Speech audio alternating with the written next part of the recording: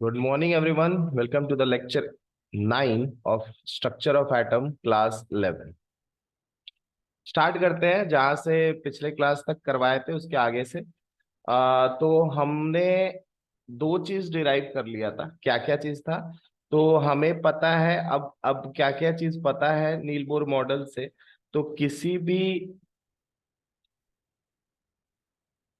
Orbit का radius जो होगा, ठीक है, वो होगा n multiplied by N square A naught. किसके बराबर होगा? एन स्क्वायर ए नॉट, है ना। जहां एन डिनोट करता है सेल को, एन क्या इसको डिनोट करता है? सेल को। Energy of electron in the nth orbit कितना हो जाएगा?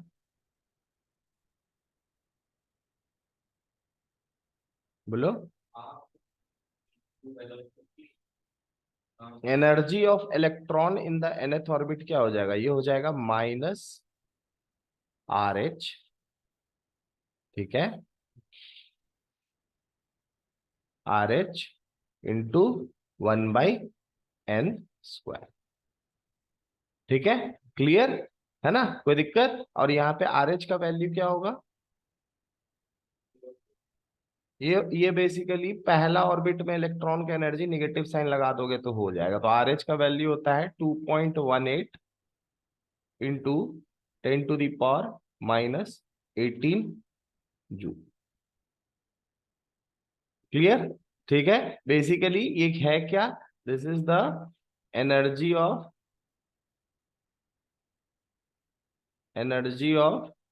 Electron in first orbit of hydrogen atom. First orbit of hydrogen atom. Clear है? कोई दिक्कत? ठीक है। और इसी तरह वेलोसिटी का भी फॉर्मूला आप लोग को निकाले थे, है ना। किसी nth ऑर्बिट में क्या होगा? तो ये हो जाएगा 2.18 इंटू 10⁻6 मल्टीप्लाइड बाई या फिर डिवाइडेड बाई n डायरेक्टली। ठीक है, डिवाइडेड बाई। ठीक है, ये velocity of electron in nth orbit हो गया, energy of total energy of electron in nth orbit हो गया, और ये हो गया आपका रेडियस ऑफ nth ऑर्बिट हो गया आपका। ये किसके लिए है? तो ये हाइड्रोजन एटम के लिए है। ये किसके लिए है? तो ये आपका हाइड्रोजन एटम के लिए है। इस बात को ध्यान देना है, किसके लिए है? हाइड्रोजन एटम को के लिए है। कोई दिक्कत? ठीक है, समझ में आ गया? कोई क्लियर है मेरे ख्याल से? अब देखो, इसके बाद हम लोग अब डेरिवेशन करेंगे वन इलेक्ट्रॉन स्पीसीज के लिए। किसके के लिए करेंगे? वन इलेक्ट्रॉन स्पीसीज के लिए। और बाद में फिर जो लाइन स्पेक्ट्रम था आपका, है ना, हाइड्रोजन एटम का, उसको हम लोग क्या करेंगे? प्रूव कर देंगे। ठीक है। तो बेसिकली ये सारा जो भी है आपका nth ऑर्बिट के लिए है। किसके लिए है? nth orbit. लेकिन किस एटम के लिए? हाइड्रोजन एटम के लिए। अब देखो, एक क्वेश्चन आता है कि सर ये नेगेटिव वैल्यू क्यों है? ठीक है। और अगर वैल्यू बढ़ रहा है तो ऐसा क्यों है कि नेगेटिव में हम लोग एनर्जी को शो कर रहे हैं? देखो, इसका आंसर बहुत सिंपल है। ठीक है, आंसर बहुत आपका सिंपल है, इसको समझ।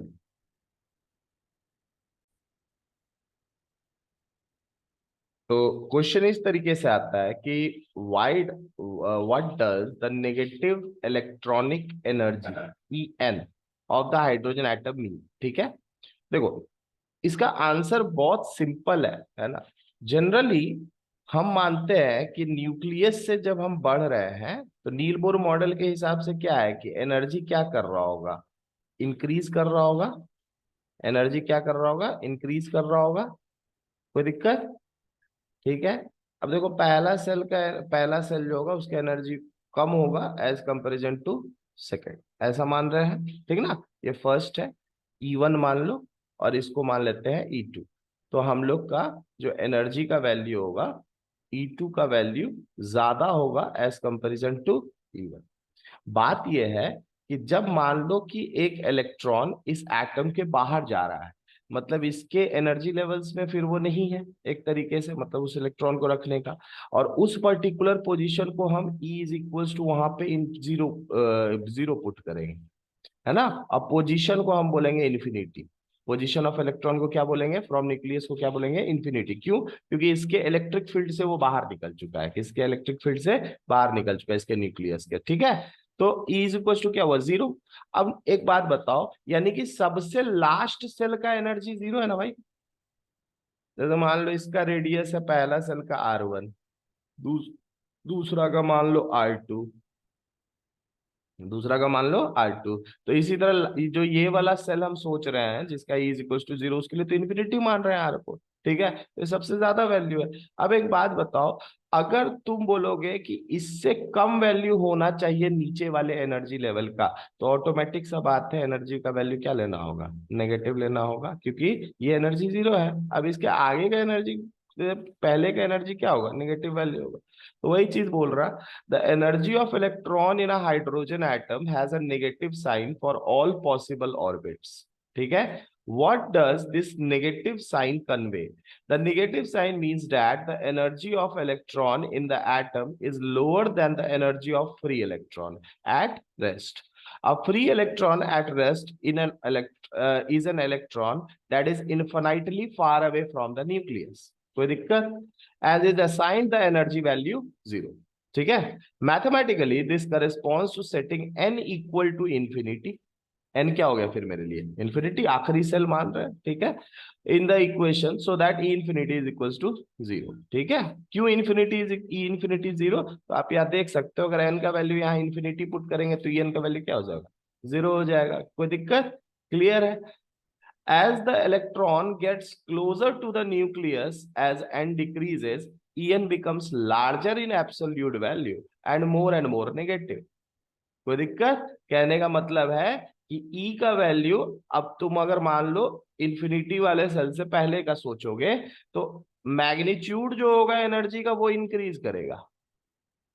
वो क्या करेगा, इंक्रीज करेगा। लेकिन ये इंक्रीज करेगा, लेकिन मैग्नीट्यूड भी आपका जो है, लेकिन जो वैल्यू होगा वो क्या होता चला जाएगा, निगेटिव में बढ़ते जाएगा। कहने का मतलब 0 से नीचे क्या सोचोगे, -1 जूल, उसके बाद मान लो -2 जूल, -3 जूल। तो भले 1 2 3 बढ़ रहा है, लेकिन एज अ वैल्यू ये क्या हो रहा है, डिक्रीज हो रहा है। ठीक है ना, 1 2 3 बढ़ रहा है। तो यही चीज यहाँ पे बोल रहा है कि En becomes larger in absolute value. Absolute value जो होगा वो क्या होगा आपका, बढ़ेगा, एंड मोर नेगेटिव। ठीक है, more and more negative. The most negative energy value is given by n is equals to 1। कोई दिक्कत? ठीक है, जो वैल्यू ऑलरेडी आप जानते हो हाइड्रोजन आइटम के लिए, -2.18 इंटू 10⁻18 जूल, -18 जूल, यही ना। ठीक है, कोई दिक्कत? क्लियर है ना? तो ये चीज आप लोग को पता है। ओके, समझ में आ गया? Which corresponds to the most stable orbit, we call this the ground state. Clear? Clear है मेरे ख्याल से, कोई डाउट नहीं इसमें। ठीक है, इसको हम लोग क्या बोलते हैं, ग्राउंड स्टेट बोलते हैं। ठीक है, मतलब सबसे जो स्टेबल स्टेट, एक पर्टिकुलर, मतलब सबसे लोअर जो स्टेट होगा ना एक एटम का, उसी को क्या बोलते हैं, ग्राउंड स्टेट बोलते हैं। ठीक है, हाँ, उसके पास इलेक्ट्रॉन होगा तो नॉर्मल सा बात है, कुछ लिमिटेशंस है कि कितना इलेक्ट्रॉन एक पर्टिकुलर सेल में रह सकता है, उसके हिसाब से दूसरा एनर्जी लेवल में इलेक्ट्रॉन जाएगा। ठीक है, क्लियर है ना? कोई दिक्कत? और भी बढ़ते हुए एनर्जी के ऑर्डर में। क्लियर? ये चीज समझ में आ गया इंपॉर्टेंटली। चलिए अब नेक्स्ट आ जाते हैं। अब हम लोग डिराइव करेंगे सेम वही एनर्जी का वैल्यू। ठीक है, लेकिन आ, अब हम डिराइव करेंगे 1 इलेक्ट्रॉन स्पीसीज के लिए, हाइड्रोजन एटम के लिए नहीं। ठीक है, तो आप ऐसा लिख सकते हो, नील बोर मॉडल, आप इसको ऐसा भी समझ सकते हो, Niels Bohr model for multi electron, sorry, for 1 electron species, 1 electron species other than hydrogen. ठीक है, स्पीसीज अदर देन हाइड्रोजन। बहुत सिंपल है, आप लोग को डेरिवेशन तो पिछले क्लास में बताए ही थे, है ना, पिछले क्लास में बताया हुआ है, तो उसी को हम लोग फॉलो करेंगे। ठीक है, फॉर एग्जाम्पल अगर चाहिए, यहाँ पे हाइड्रोजन बोलोगे सर इसका मतलब, तो एग्जाम्पल में जैसे हम लोग ले सकते हैं He+, Li2+, तो ये सब भी है ना, एटसेट्रा, आप यहाँ पे बहुत सारा है। ठीक है, आप सोच सकते हो। तो उस पर्टिकुलर केस में कैसे डेरिवेशन होगा, तो जैसे मान लो हम कोई भी एक एटम लिए, तो इनका एक एटॉमिक नंबर होगा ना भाई, प्रोटॉनिक चार्ज तो फिक्स होगा, और हम कितने इलेक्ट्रॉन मान रहे हैं, एक इलेक्ट्रॉन ही मान रहे हैं ना, मान तो हम एक ही इलेक्ट्रॉन रहे हैं। तो आप अगर इसका डायग्राम बनाओगे, ठीक है, तो जैसे मान लो ये पहला सेल है, कोई दिक्कत, ठीक है, ये आपका पहला सेल, पहला सेल मान लो ये कोई एक आयन है जिसके पास, जिसका एटॉमिक नंबर जेड है, कोई दिक्कत, ठीक है, और इसके जो इलेक्ट्रॉन है मान लो पहला सेल के लिए पहले निकाल लेते हैं, उसके बाद फिर आगे वाले सेल्स के लिए डेरिवेट कर लेंगे, ठीक है, क्लियर। और इसका रेडियस मान लो आर है, ये R1 होगा क्योंकि फर्स्ट ऑर्बिट के लिए मान रहे हैं, ठीक है, क्लियर। अच्छा, यहाँ पे प्रोटॉन का टोटल चार्ज कितना हो जाएगा, Z इंटू ई हो जाएगा, और इलेक्ट्रॉन का चार्ज हो जाएगा -E, कोई दिक्कत है, क्योंकि इलेक्ट्रॉन एक है और प्रोटॉन कितना होगा, जितना एटॉमिक नंबर होगा, हाँ, तो Z इंटू ई हो जाएगा, ई हो गया तुम्हारा 1.6 इंटू 10⁻⁻19 कूलम, कोई दिक्कत, क्लियर है। अब देखो इसके बाद जो ना इसको करते हैं, सेम इक्वेशन जो वहां लगाते थे उसी चीज को लगाना है, ठीक है। तो आपका क्या क्या बताए थे, किसी भी इलेक्ट्रॉन को क्योंकि सर्कुलर पाथ पे रखना है, तो एक सेंट्रीपिटल फोर्स मिला होगा mv²/r, और ये किसके वजह से मिला होगा, प्रोटॉन और इलेक्ट्रॉन के इलेक्ट्रोस्टैटिक फोर्सेस की वजह से। तो आप इसको बोल सकते हो kZe²/r1², कोई दिक्कत है ना।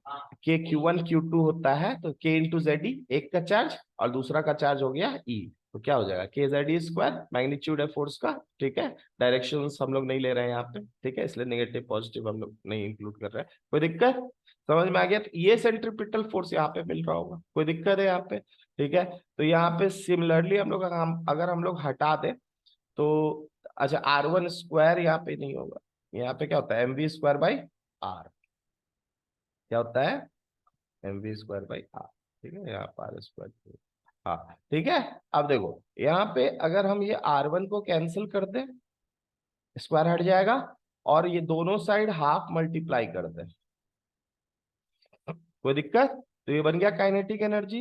काइनेटिक एनर्जी का वैल्यू कितना आया,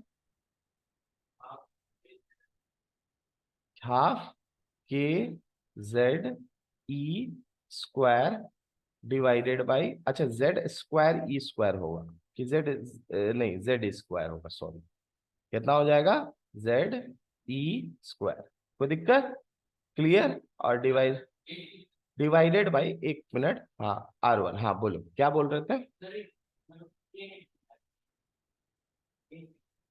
कि आपका कांस्टेंट है जो आपका कुलम्बिक फोर्स होता है ना, k Q1 Q2/r², हाँ, तो के आपका ये कूलम लॉ का कांस्टेंट है, ठीक है, क्या है, कांस्टेंट है, ठीक है ना। बेसिकली ये के, इसको रिप्रेजेंट और किया जाता है 1/4πε0 से, ठीक है। ये एप्सिलॉन नॉट वैक्यूम के लिए है, किसके लिए है, vacuum, relative permittivity of the medium, ऐसा सोच लो, कहने का मतलब है हर एक मीडियम में जो फोर्स होगा डिफरेंटली एक्ट करेगा। जैसा एक पर्टिकुलर फोर्स, तुम हाथ से किसी को मारे यहाँ पे, और फिर तुम जो है ना उसी आदमी को पानी के अंदर मारोगे, तो पानी के अंदर तुम्हारा हाथ कम फोर्स से चलेगा, तो नॉर्मल है। तो मीडियम चेंज करने से जो है ना ये फोर्स भी उसी तरह चेंज करता है, तो वो वही हुआ कि हर एक मीडियम के हिसाब से एक कांस्टेंट आता है, ठीक है, ये को बोलते हैं डायलेक्ट्रिक, क्लियर है, कोई दिक्कत, ठीक है। यहाँ पे इसका वैल्यू होता है 9 इंटू, पिछले क्लास में बताया हुआ है, लेक्चर पढ़ देखो जाकर के एक बार, ठीक है, 9 × 10⁹ न्यूटन मीटर स्क्वायर पर कूलम स्क्वायर, ठीक है। ये वैक्यूम के लिए लेते हैं, ये किसके लिए लेते हैं, वैक्यूम के लिए, ठीक है, कोई दिक्कत। आप लोग 12th में जाके पढ़ोगे कि एप्सिलॉन नॉट का भी वैल्यू होता है, ठीक है, रिलेटिव, ये पूरा कंसेप्ट आप पढ़ोगे, ठीक है, समझ में आ गया ना। यहाँ पे फिलहाल ये वैल्यू बता दिया ताकि डिराइव करने में दिक्कत, क्लियर, यहाँ तक कोई डाउट नहीं है। अब अब यहाँ पे इंपॉर्टेंट है कि नील बोर ने जैसे स्पेक्ट्रोस्कोपिक मेथड से पता किया था कि एन स्क्वायर बाई क्या होता है, एन स्क्वायर ए नॉट होता है हाइड्रोजन एटम के लिए, ठीक है। उन्होंने वन इलेक्ट्रॉन स्पीसीज के लिए भी देखा, तो बाहर एक फॉर्मूला आ रहा था कि r n is equals to n square A naught by Z. क्या होगा? N square A naught by Z, spectroscopic method से पता किया था। अब यहाँ R1 का वैल्यू, तो N का वैल्यू क्या हो जाएगा? 1 इंटू ए नॉट, 52 पॉइंट है तो ए नॉट को ए नॉट ही रहने दो, तो ये हो गया हाफ के Z E square divided by R1 का वैल्यू हो जाएगा ए नॉट बाई जेड। कोई दिक्कत? क्या हो जाएगा? ए नॉट बाई जेड। कोई दिक्कत नहीं ना? अच्छा, जेड को यहां से हटा दिए और जेड को सॉरी जेड को ऊपर लेके चले गए, ठीक है। तो ये क्या हो गया आपका? हाफ के जेड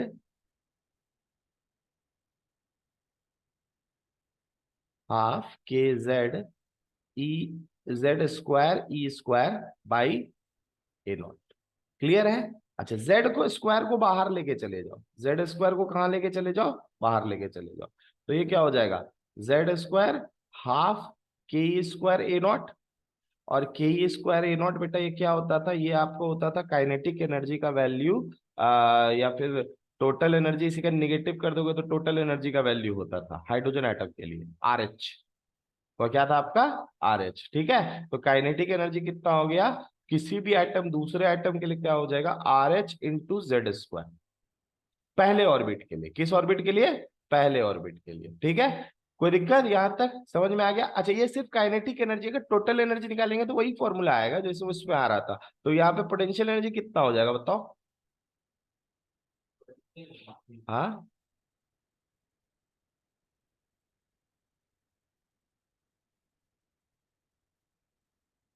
पोटेंशियल एनर्जी क्या हो जाएगा? यहाँ पे हो जाएगा आपका minus K Z E E square by R1 होगा, ठीक है। R1, तो R1 नॉर्मल से बात है, पुट करोगे तो Z नीचे वाला ऊपर चला जाएगा, और क्योंकि 1 लियो है N का वैल्यू, तो N का टर्म नहीं रहेगा। ये पहले ऑर्बिट के लिए याद रखना। अभी हम सेकंड ऑर्बिट के लिए फिर डिराइव करेंगे, ठीक है। तो ये हो जाएगा माइनस सिमिलरली के जेड, तो जेड स्क्वायर आपको हटा दो, के Z square E square by A not. Clear? ठीक है, ये फर्स्ट ऑर्बिट के लिए आ जाएगा वैल्यू, है ना। तो सिमिलरली आप टोटल एनर्जी का वैल्यू देखोगे तो क्या हो जाएगा? Kinetic energy plus potential energy. Clear है? पोटेंशियल एनर्जी आप पिछले लेक्चर वीडियो में देखोगे तो ये पोटेंशियल एनर्जी का वहां पे हम बताए हैं किस तरीके से लेते हैं, ठीक है ना। क्लियर? तो जो ना काइनेटिक एनर्जी, अब यहाँ से काइनेटिक एनर्जी कितना है आपका? काइनेटिक एनर्जी आया हाफ के Z E square, Z square E square by not. अब प्लस पोटेंशियल एनर्जी कितना आ गया? माइनस ही हो जाएगा, K Z square E square by A not, यानी कि टोटल एनर्जी कितना हो जाएगा? माइनस हाफ इंटू के Z square E square by A naught. तो यानी कि हो गया ये तुम्हारा minus Z Z square into R H. सही है ना? हाँ, ये फर्स्ट ऑर्बिट के लिए हुआ। यहां भी देख सकते हो काइनेटिक एनर्जी और पोटेंशियल एनर्जी में वही रिलेशन है, कोई दिक्कत नहीं ना। अभी लेकिन एन का टर्म्स आएगा तो एक बार चेक कर लेते हैं। सेम कैसे है? जेड का स्क्वायर का टर्म आया ना, एटॉमिक नंबर इंपॉर्टेंट आ गया इसमें, ठीक है। सेम कैसे, ठीक है। आगे बढ़े। अब देखो ये दूसरे के लिए निकाल के देख ले, दूसरे ऑर्बिट के लिए, ठीक है। ये तो समझ गए ना आर एच कैसे आ रहा है? क्लियर है? अब देखो, अगर मान लो इसी में चेक करो ना, अपने फॉर्मूला निकल जाएगा। देखो, अगर मान लो हम दूसरे ऑर्बिट के लिए करेंगे तो अंतर क्या होगा बेटा? नीचे में खाली हो जाएगा एन स्क्वायर ए नॉट, हो जाएगा ना।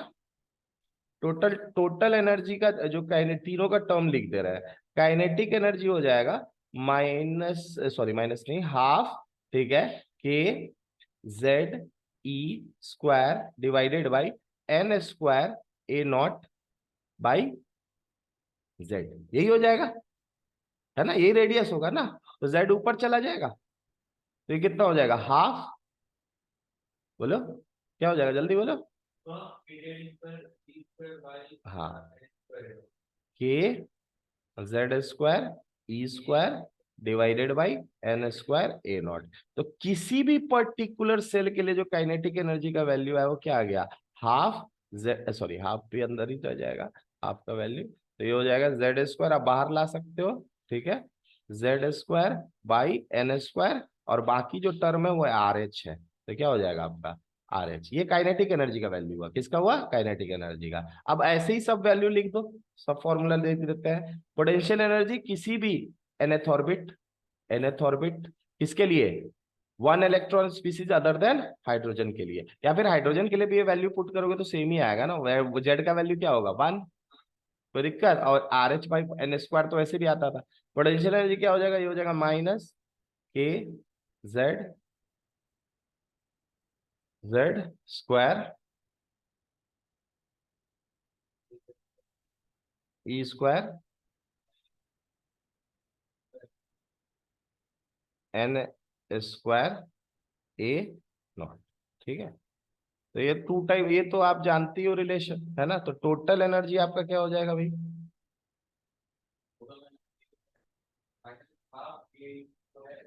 हाँ, minus K Z square E square, half रहेगा, हाफ हो जाएगा, K Z square E square N square ए नॉट, है ना, तो Z square by N square बाहर ले जाएंगे तो माइनस आर एच, इसको लिख सकते हो into Z square by N square. Clear, कोई डाउट है, समझ में आ गया, बहुत बढ़िया से, है ना। तो ये वैल्यू भी हम निकाल लिए, है ना, total energy of nth orbit, ये किसी भी पर्टिकुलर आइसो इलेक्ट्रॉनिक स्पीसीज के लिए हम ले सकते हैं। क्लियर है, समझ में आ गया।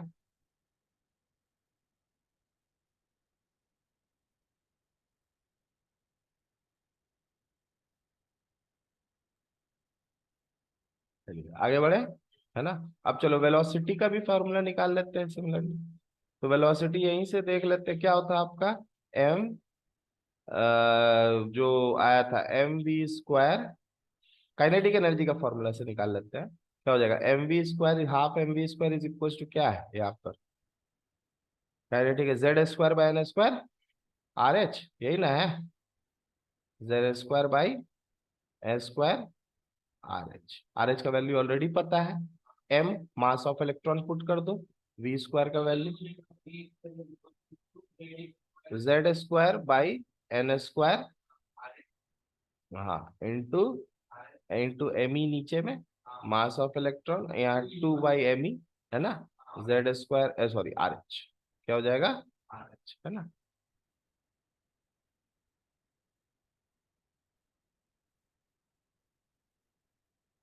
है ना। अब इसका v का रूट निकालना है ना, तो v का रूट निकाल दो, v इज इक्वल टू हो जाएगा, तो ये हो जाएगा जेड बाई एन, बाहर निकाल दिया ऐसे ही, ठीक है, ये हो गया टू बाई एम ई, तो इसको वैल्यू तुमको रूट का निकालना, बस तुमको वैल्यू आ जाएगा, है ना। एक बात बताओ, two by M E into R H, क्या ये हाइड्रोजन एटम के फर्स्ट ऑर्बिट का वेलोसिटी है, जेड का वैल्यू पुट कर दो वन, एन का वैल्यू पुट कर दो वन, तो ये क्या हो जाएगा वेलोसिटी ऑफ एन, ये वैल्यू ऑलरेडी निकला हुआ है, तो इसका मतलब किसी भी ऑर्बिट के लिए वेलोसिटी आपका हो जाएगा Z by N into 2.18 into 10 to the power कितना, 6 मीटर पर सेकेंड, कोई दिक्कत, क्लियर है, तो ये किसी भी ऑर्बिट के लिए आपका वेलोसिटी का फॉर्मूला आ गया। क्लियर है ना, समझ में आ गया बढ़िया से, कोई डाउट है इसमें, नहीं, तो किसी भी ऑर्बिट में इलेक्ट्रॉन का वेलोसिटी पूछेगा तो ये हो जाए, निकाल लोगे इससे, ठीक है, सिंगल इलेक्ट्रॉनिक स्पीसीज के लिए, ठीक है। वैसे भी नील बोर मॉडल सिंगल ही इलेक्ट्रॉन के लिए था, मल्टी इलेक्ट्रॉन में ऐसा नहीं, लेकिन हाइड्रोजन एटम के लिए सही था, वेलोसिटी सबसे सही है। क्लियर है ना, कोई दिक्कत, ओके, वेरी गुड, तो ये वाला चीज भी समझ में आ गया। अब चलते हैं आगे बढ़ते हैं। टोटल एनर्जी भी क्लियर ना। चलिए, टोटल एनर्जी बता ही दिए, ये बता ही दिए, है ना। अब डेरिवेशन ऑफ, अब नया टॉपिक एक लिख लो, derivation of, derivation of line spectrum of hydrogen, line spectrum of hydrogen, hydrogen by nil Bohr, Niels Bohr. ठीक है, नेक्स्ट टॉपिक।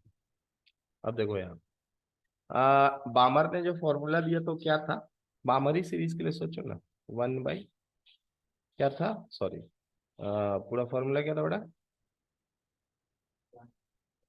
हाँ, वेव नंबर का फॉर्मूला दिया था ना उन्होंने, क्या दिया था लाइन स्पेक्ट्रम हाइड्रोजन के लिए, 109677, ठीक है, इंटू 1/2 का स्क्वायर माइनस 1/n का स्क्वायर।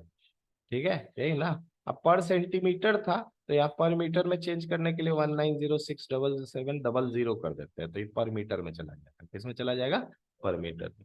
तो ये फॉर्मूला देखना है, बेसिकली हम लोग डिराइव करेंगे और देखेंगे क्या ये फॉर्मूला सही है कि नहीं।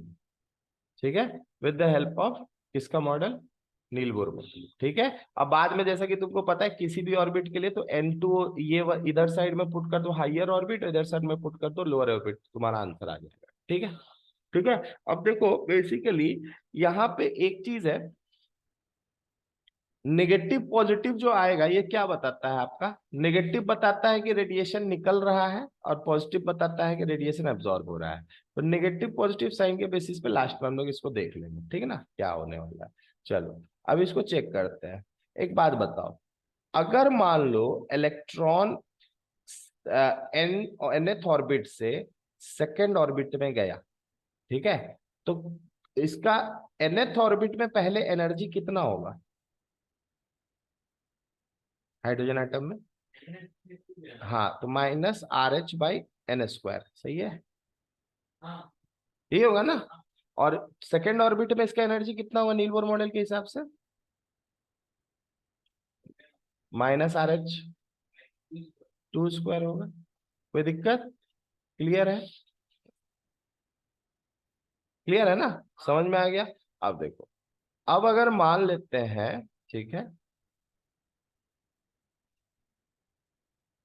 मान लेते हैं कि अच्छा कितना एनर्जी nth हाइयर ऑर्बिट जैसा कि वहां पे माना गया है, तो एनर्जी हाइयर से लोअर में जा रहा होगा। ठीक है, तो बेसिकली जो डिफरेंस होगा एनर्जी का, डेल्टा ई का जो वैल्यू होगा वो कितना होगा, बोलो। फाइनल माइनस इनिशियल होता है ना। हाँ, तो -RH/2² minus NS।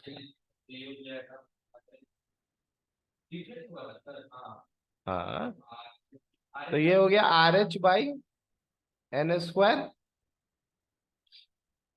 Minus RH/2², सही है ना, क्लियर, यही हो जाएगा। अब एक बात बताओ, बोर फ्रीक्वेंसी रूल था ना, हाँ, बोर फ्रीक्वेंसी रूल से हम क्या जानते थे, हम जानते थे कि जो डेल्टा ई का वैल्यू होगा, ये वैल्यू बराबर होगा Hc/λ का, सही है, या फिर एच म्यू का, जो रेडिएशन निकल रहा होगा उसका फ्रीक्वेंसी, सही है। तो ये आप इसको 1/λ मतलब वेव नंबर होता है ना, तो डेल्टा ई का वैल्यू आप इसको ये भी लिख सकते हो Hc इंटू वेव नंबर, लिख सकते हैं, ठीक है। तो अब डेल्टा ई का वैल्यू तुमको इतना आया है, तुमको इसको रिलेट कर दो Hc म्यू से, डायरेक्टली किससे रिलेट कर देंगे, Hc म्यू से। अब देखो एक बात जानो, यहाँ अगर वैल्यू तुमको मान लो इसका निगेटिव आएगा, बाद में मान लो इक्वेशन सही में पुट करोगे, एन कौन सा हो सकता है, हाइयर हो लोअर हो, है ना, कोई फर्क नहीं पड़ रहा। अगर वैल्यू निगेटिव आएगा, समझना है कि रेडिएशन निकल रहा है, और अगर ये पॉजिटिव आएगा तो रेडिएशन एब्जॉर्ब हो रहा है। कोई दिक्कत, इलेक्ट्रॉन क्या कर रहा है, एब्जॉर्ब कर रहा है एनर्जी को। और अगर मान लो ऊपर से नीचे ऑर्बिट में आएगा, मतलब क्या है कि एनर्जी निकाल रहा है in the form of radiation. कोई दिक्कत? अब इसको बस इससे पुट कर दो और जो देखोगे वैल्यू आता है कि नहीं, ठीक ना। तो ये आपका हो जाएगा, क्या आया था, RH/n² माइनस RH/2², ठीक है, इज इक्वल्स टू, क्या हो गया, जल्दी जल्दी जल्दी बोलो, क्या था value, HC wave number, HC wave number, HC wave number. अच्छा, इसमें H और C का वैल्यू ऑलरेडी पता है, RH का वैल्यू ऑलरेडी पता है, तो RH को पहले साइड कर लेते हैं,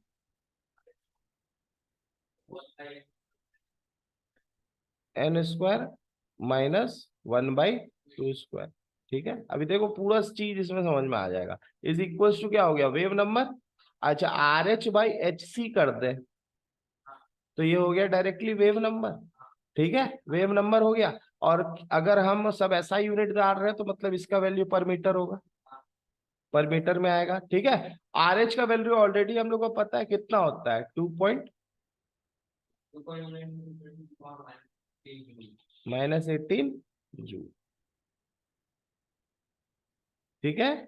अब देखो H का वैल्यू 6.6 इंटू 10⁻⁻34, C का वैल्यू 3 इंटू 10⁸ मीटर पर सेकेंड आएगा, ठीक है। अब बाकी ये ब्रैकेट में रह गया। अभी तुमको पूरा टर्म समझाएंगे, है ना, क्या हो रहा नहीं हो रहा, ठीक है। वेव नंबर, ये वैल्यू अगर इसके बराबर आ गया तो तुम्हारा हो गया फॉर्मूला डायरेक्ट। हाँ, इसका मतलब तो ये वेव नंबर का फॉर्मूला, इसको आप चेक कर सकते हो, ठीक है, कैलकुलेट करके देख लो जल्दी से, देखो।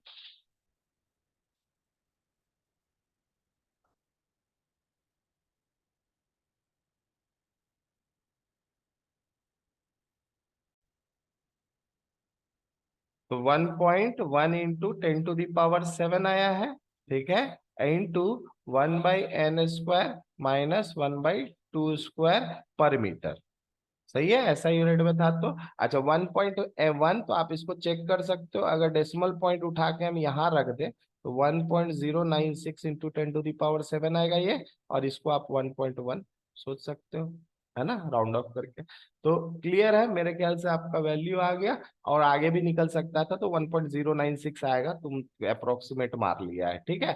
तो ये चीज जब हुआ तो इसका मतलब आपका नील बोर मॉडल जो है वो क्या हो गया आपका, डिराइव कर दिया, जो फॉर्मूला वो निकाले थे उस समय, सोचे थे उसको, ठीक है। अब यहाँ पे एक बात देखो, तुम लोग बोलोगे, देखो देखो देखो, यहाँ कंफ्यूजन एक बहुत बड़ा इंपॉर्टेंट है, दूर कर देते हैं, कि 1/2² माइनस 1/n² था जब n से 2 पे जा रहा था, n हाइयर ऑर्बिट था, सही है। बात ये है कि बोलोगे सर यहाँ पे ये वैल्यू 1/n² माइनस 2² आया है ना, ऐसा क्यों? बात ये है ना कि जब हमको तुमसे पूछेंगे कि जैसे मान लो तुम हाइड्रोजन स्पेक्ट्रम में देखा कि कोई रेडिएशन निकल रहा है, क्या है, कोई रेडिएशन निकल रहा है, ठीक है, तो रेडिएशन तुमको तो पहले ही पता ना निकल रहा है। अब तुमसे हम पूछे उसका वेव नंबर, तो वेव नंबर निगेटिव में बताओगे क्या? वो तो एक रेडिएशन, उसका एक वेव नंबर होगा, उसका एक फ्रीक्वेंसी होगा, उसका एक वेवलेंथ होगा, समझ में आ रहा है ना। तो अब हाँ, तो अब जैसे तुम यहाँ पे देख लो, 1/n, अगर n को हाइयर ऑर्बिट अगर पुट करोगे तो 3 का होल स्क्वायर होगा। हाँ, तो मान लो 3 पुट करते हैं, 3 का होल स्क्वायर हो जाएगा, तो 9 कहाँ चल गया यहाँ, और 4 कहाँ चला जाएगा यहाँ, 4 - 9 क्या हो जाएगा, नेगेटिव वैल्यू आएगा। तो वेव नंबर का नेगेटिव वैल्यू का मतलब यहाँ से तुमको क्या समझ में आ रहा है कि नेगेटिव वैल्यू बता रहा है कि रेडिएशन निकल रहा है, निकल रहा है, ठीक है। ऐसे वो क्या किए थे, फॉर्मूला को पॉजिटिव करने के लिए इसको पहले ही नेगेटिव कर दिए, 1/2 का होल स्क्वायर, तो इसीलिए इस वैल्यू को पॉजिटिव में ही शो करने के लिए उन्होंने क्या किया, फॉर्मूला को पलट के बताया, 1/2² बताया, ठीक है ना। क्लियर है, जैसे मान लो तुमको पता है इसका वैल्यू निगेटिव आने वाला है, तो ये पहले ही निगेटिव डाल दिए, तो निगेटिव डाल दिए तो ये क्या हो गया, घूम गया, उल्टा हो गया, पॉजिटिव वैल्यू आ जाएगा। तो इसीलिए प्रूव हुआ, मतलब इसको आप जो अगर पॉजिटिव टर्म्स में अगर लिखना हो आपको, क्योंकि ये वैल्यू निगेटिव आएगा, नॉर्मल सा बात है, हाइयर से लोअर में गिर रहा है तो चेंज निगेटिव होगा, चेंज क्या होगा, नेगेटिव, नेगेटिव बता रहा है कि एनर्जी क्या हो रहा है, रिलीज हो रहा है, या फिर फ्रिक्वेंसी जो आपका क्या हो रहा है, जो आपका रिलीज हो रहा है, रेडिएशन निकल रहा है, रेडिएशन आपका निकल रहा है। तो इसी को आप लिख सकते हो 10⁻⁷। अगर चूक जाते हो कि वेव नंबर, तो पॉजिटिव के लिए उन्होंने क्या किया, एक नेगेटिव वैल्यू डाल दिया। तो यही फॉर्मूला हो गया 1/2πn² पर मीटर। तो आप देख सकते हो कि आपका वो फॉर्मूला डिराइव हो चुका है। ठीक है, मतलब ही हैज प्रूव्ड द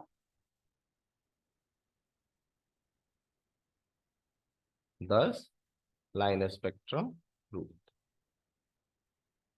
कोई दिक्कत? लाइन स्पेक्ट्रम और हाइड्रोजन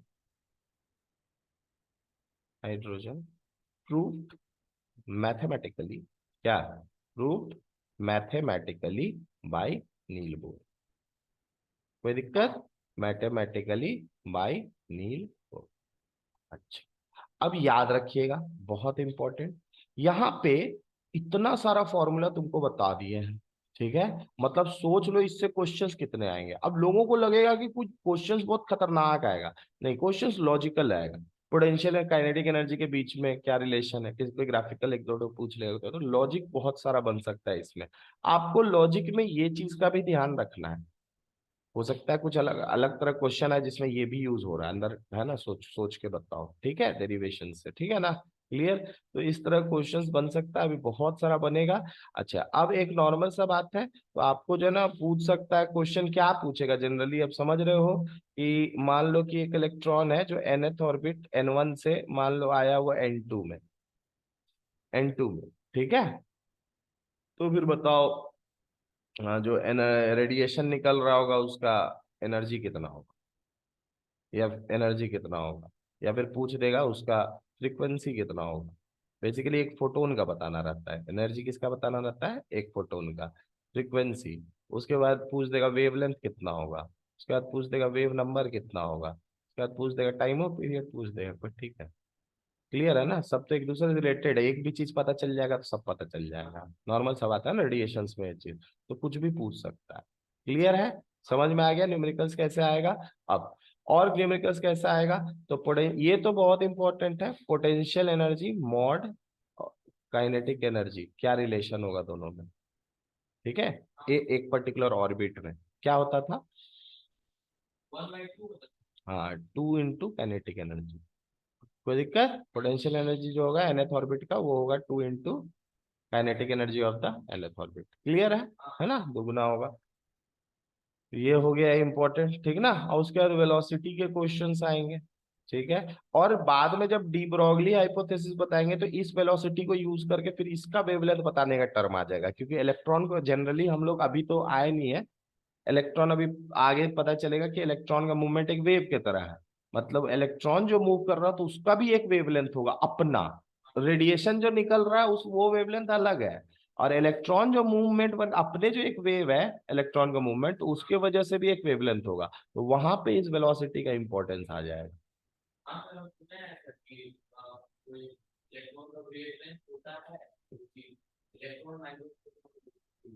हम्म, ठीक है, मैं यूज करते हैं बहुत सारा चीज है। ठीक है, आगे जानोगे आप लोग। ठीक है, क्लियर है ये वाला चीज। अब चलिए कुछ क्वेश्चंस बनाया जाए, बनाया जाए ना जी।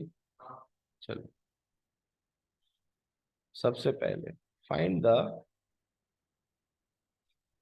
फाइंड द मस्त क्वेश्चन है। हाँ, अच्छा अच्छा क्वेश्चंस करवाते हैं, पहले सिंपल ही दे देते हैं। ठीक है, find the energy of electron in second orbit second orbit of He+। पहले हाइड्रोजन दे, अब किसी का भी दे सकते हैं ना, He+। बनाइए बनाइए जल्दी बनाइए।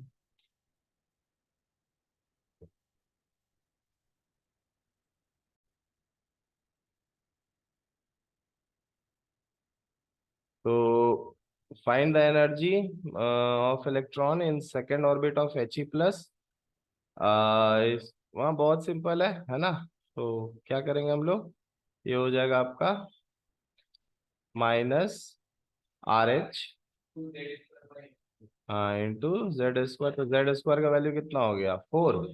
और डिवाइडेड बाई सेकेंड में 4, तो वैल्यू क्या आ गया, -2.18 इंटू 10⁻⁻18 जूल। अगर इलेक्ट्रॉन वोल्ट में पूछते तो -13.6 इलेक्ट्रॉन वोल्ट, याद है, निकाले थे, है ना, मुझे लिख लेना। ठीक है, चलिए, हो गया। नेक्स्ट एक क्वेश्चन और है, इसको भी अटेम्प्ट करो, कर सकते हो तो निकाल लिया इसका भी। Find the energy of electron in fourth orbit of hydrogen atom, very simple, है ना, कुछ नहीं है, -RH/16 डायरेक्टली, है ना, माइनस, हाँ, 2.18 इंटू 10⁻⁻18 डिवाइडेड बाई 16। ठीक है, पॉइंट हटा दो तो 10⁻2 हो जाएगा, 10 टू दी नीचे -2, 10⁻2 हो जाएगा, -18, अब -2 कितना हो गया, -20। कोई दिक्कत, यहाँ से पॉइंट हटा दिया, 16 से कितना बार में चल जाएगा, कितना बन जाएगा, जल्दी बताओ, 16 58, हाँ, 16 3 जा 48.6 इंटू 10⁻⁻20, तो ये हो जाएगा तुम्हारा ऐसे 1.36 इंटू -19 जूल। कोई दिक्कत, समझ में आ गया, वेरी गुड। उसके बाद देखो सब बनने लग गया तुम लोग से, ये वाला भी बना लिए हो। ठीक है, find the wavelength of light emitted when electron falls from 3 is equals to 1 in He plus। बहुत सिंपल है, इसको डायरेक्टली हम चाहे तो कोई भी फॉर्मूला पुट कर सकते हैं, 1/λ डायरेक्टली लिख दें, 109677, ठीक है, 77। अब बस उसका ये He+ का बोला है तो Z² का वैल्यू आ जाएगा, इसका वैल्यू आ जाएगा Z² का, तो 00 था, ये भी पुट कर सकते हो, ये हो जाएगा 1/1, जिसमें गिरा उसको पहले लिखते हैं ताकि पॉजिटिव वैल्यू आए, याद आ रहा। अब 1/, ये हो जाएगा 9, 9 हो जाएगा, और Z का वैल्यू ऊपर में रहेगा तो Z² डायरेक्टली बाहर ही लिखता है, हाँ, मल्टीप्लाई कर देते हैं Z² बाहर में ही, ठीक है, तो ये हो जाएगा इंटू Z²। कोई दिक्कत है ना, पर मीटर, पर मीटर, तो ये कितना हो गया, 4 × 10⁻⁹ 967700 मल्टीप्लाइड बाई 8/9, 8/9। कोई दिक्कत है ना, हाँ, बस इसको निकालना होगा, निकाल के वैल्यू निकाल लिया, टोटल आ गया कितना, ये हो जाएगा 9 बाई, तुमको बेसिकली वेवलेंथ निकालने बोले है ना, तो डायरेक्टली हो जाएगा 9/4 मल्टीप्लाइड बाई 10967700 मल्टीप्लाइड बाई 8, कितना आ जाएगा, पूरा वैल्यू कितना है, एक ही बार बताओ ना, लास्ट कितना निकाले वैल्यू, 2 डेसिमल के बाद साइंटिफिक फिगर्स लगा के बता दो,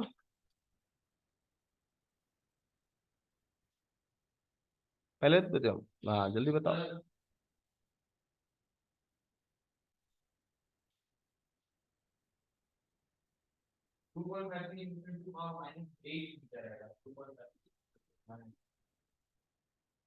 -8 मीटर पर मीटर, हाँ, मीटर, ठीक है, कोई दिक्कत, क्लियर है ना, तो मेरे ख्याल से है ना, आंसर सही है ना बाबू, है ना, कुछ गलत हम चेक वेक नहीं कर रहे, ठीक है ना, भरोसा कर रहे तुम लोग, ठीक है।